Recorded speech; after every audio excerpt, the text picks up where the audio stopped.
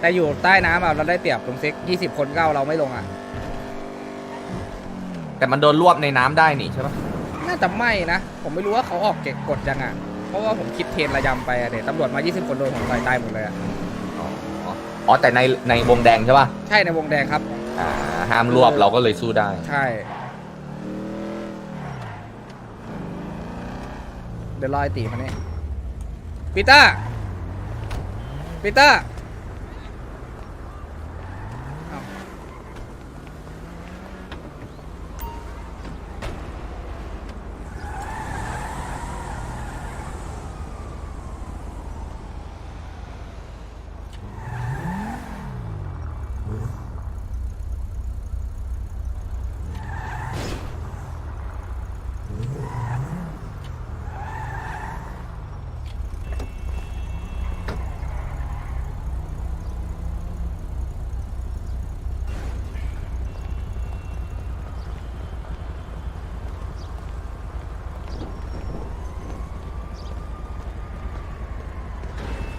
จะไปเบิกรถดูของดิ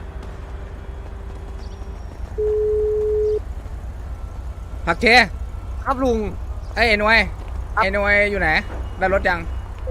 ได้แล้วลุงอยู่ไหน โอ อ่ะ เคกูอยู่ไอ้เนี่ยมึงไปเปลี่ยนหน้ากากเลย ไปเป็นหน้ากากได้ใช่ไหม เร็วๆ ครั กู บ เปลี่ยนเสร็จแล้วอันนี้ใครอ่ะเด็กใหม่เหรอ ครับ ชื่ออะไรอ่ะ ชื่อปิ่นโตครับ มาทำอะไรที่ลอสนูรี่อ่ะ ทำอะไรนะครับ มาทำอะไรที่ลอสนูรี่อ่ะครับ มาร้องเพลงครับผม ร้องเพลงให้ฟังหน่อยเลย ได้ครับ อันนี้คือใครเหรอครับ ผม ชื่ออะไร แม็กซ์ เห ค ร รั อบ ผมเป็น ครับ ผมเป็นไอ้เนี่ยผมเป็นคนธรรมดาในเมืองนี่แหละ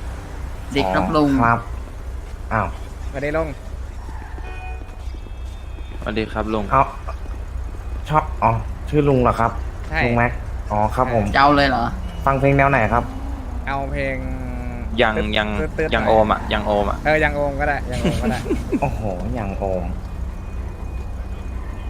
เอาเพลงอันนี้ล่ะอะไรที่เด็กร้องกันในนา อะไรว่าจำไม่ได้อ่ะ เด็กร้องกันในนา ที่เขาไปเต้นถ่ายกันในนาผมจำชื่อเพลงไม่ได้อ่ะ อะไรวะที่ ผ ร้อ ม ง ร้องได้พวกแบบเพลงแบบเพื่อชีวิตกับพวกแบบเพลงช้าๆเพราะๆอะครับ ครับผม งั้นเอาไอ้นี่ก็ได้อ่า พงศิษฐ์สักเพลงไหมค เอา รับ บัวลอยก็ได้ โอ้โหเอาเฟียบวิ่งช้าๆไม่ได้เหรอครับ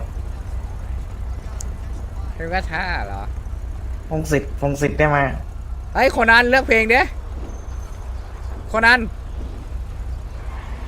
เพลงก็ช้าเหรอ ครับลุง โคนันเลือกเพลงดิเอาเพลงช้าๆเลือกเพลงให้เขาร้องดิ เบบี้ชัก โอ้โหเบบี้ชัก ผมว่าถ้าผมร้องไม่ได้ผมน่าจะ มือ ชั ปืนก็ได้ ตรง มื นี้ อปืนก็ได้มือปืนก็ได้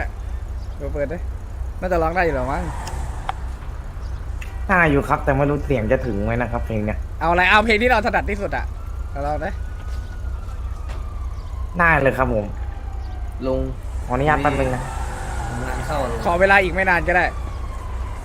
เอาเป็นใจละขอเวลาอีกไม่นาน ทำตะ ขอเวลาอีกไม่นาน ใช่ เพลงของ ประยุทธ์ เพลงของลุงโอ้โห สวยลุง ถ้าหลุดไปนี่ผมไม่เกี่ยวนะครับ ลุงดูผมดีทำไมอยู่ดีผมวิ่งเร็วก็ไม่รู้ลุง แต่อะไม่ไหวไม่ไหวจังวะกระโดดก่อนที ไม่ นึง รู้ ดิ หืม กระโดดก่อนทีนึงดิ เอาไถเธอคืนมาได้ไหมครับลุง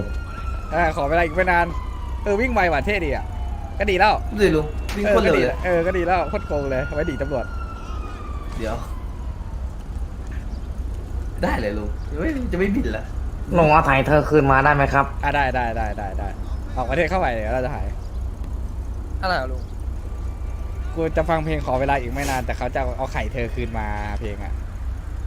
อ๋อถ่ายเธอคืนมาเพื่อการถ่ายโทษแหละจริงถ้าเราเพลงเมื่อกี้อ่ะน่าจะถ่ายเธอได้ไปถ่ายโทษมากกว่า ไหนลองดิ ครับผม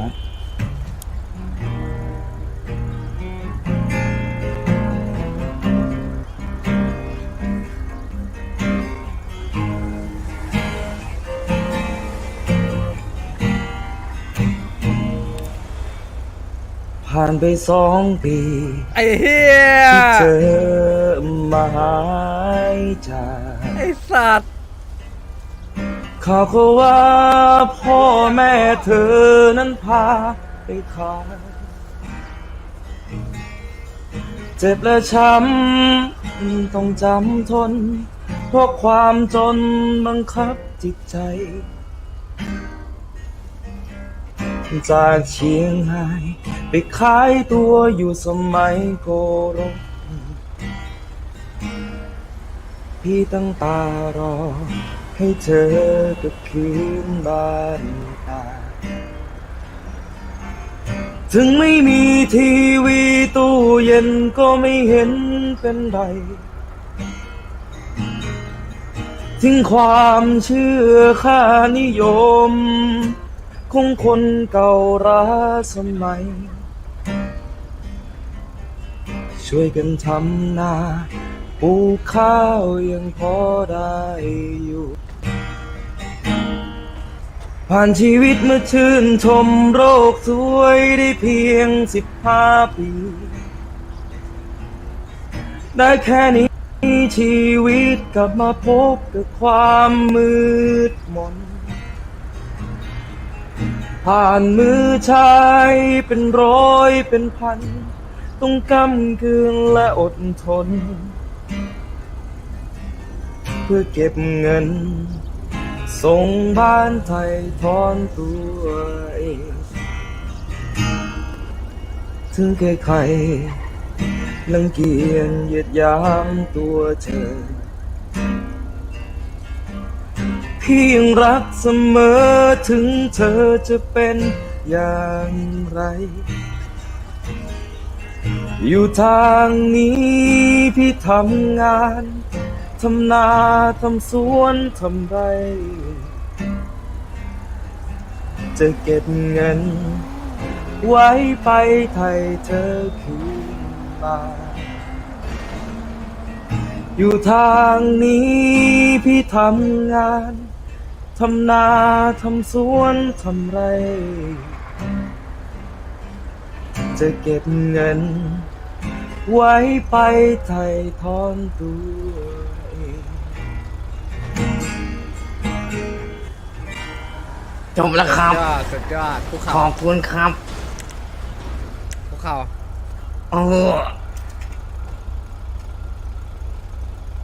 ไม่มีอะไรหรอกครับ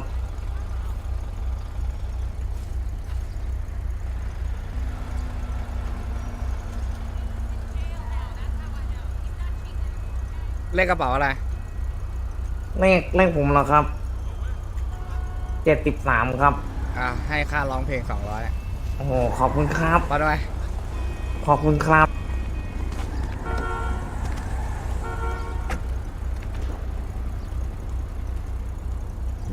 ไอ้วะ ลุงไปไหนอ่ะ ขึ้นรถเด็ก ไหนเรามองไม่เห็นนะ ไม่เห็นอะไรเลยอ่ะ รถก็ไม่เห็น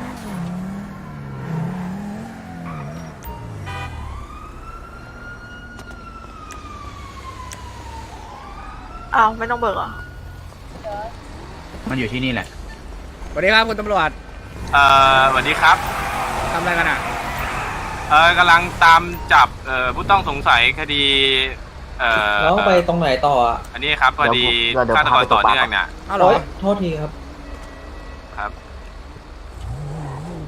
จับได้ยัง ยังเลยครับเอ้ย ลุงอยู่ไหน ครับ อะ เนี่ย ไม่เห็นรถลุงอะครับ ไม่เห็นเหมือนกันครับ รถอะไร ส่วนกูจะยับเลยอะไห่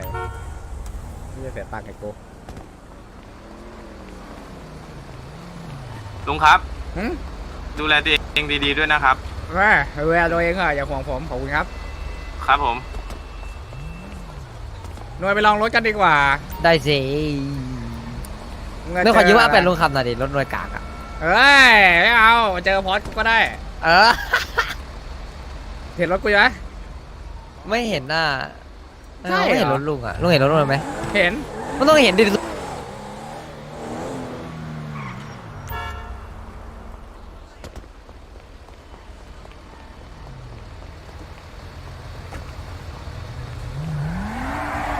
ประเทศบักเหรอวะ เดี๋ยวเข้าไปก่อน ไม่เห็นรถลุงอ่ะ สเตย์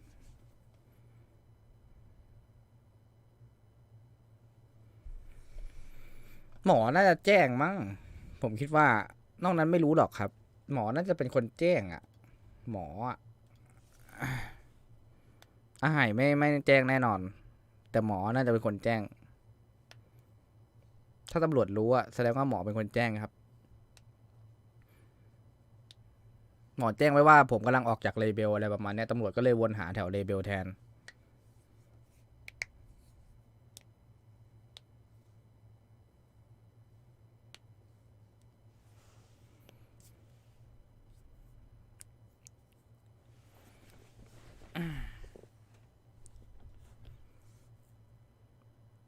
ลุงทิ้งบรูซ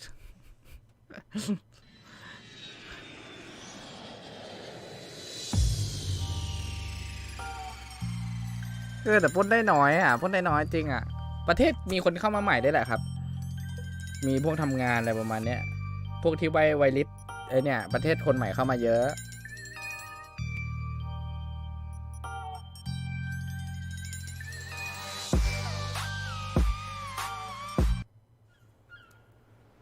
เดี๋ยววันที่1อะครับจะเริ่มมีงานประมูลมีกิจกรรมอะไรเข้ามาเพิ่มแล้วนะครับวันที่1ได้แล้วก็เริ่มสตอรี่หลักเราแล้วนะครับวันที่1เดี๋ยวผมไปดูคอมให้แต้วแล้วไปดูคอมให้แต้ว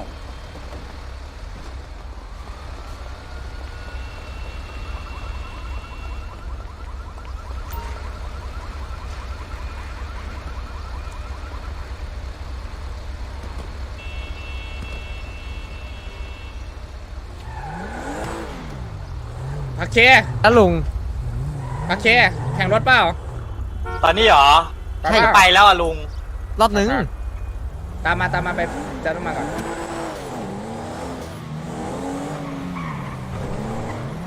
โอ้ยคุณตำรวจ ครับลุงว่าไงครับ ขอตั้งค์หน่อยเดี๋ยว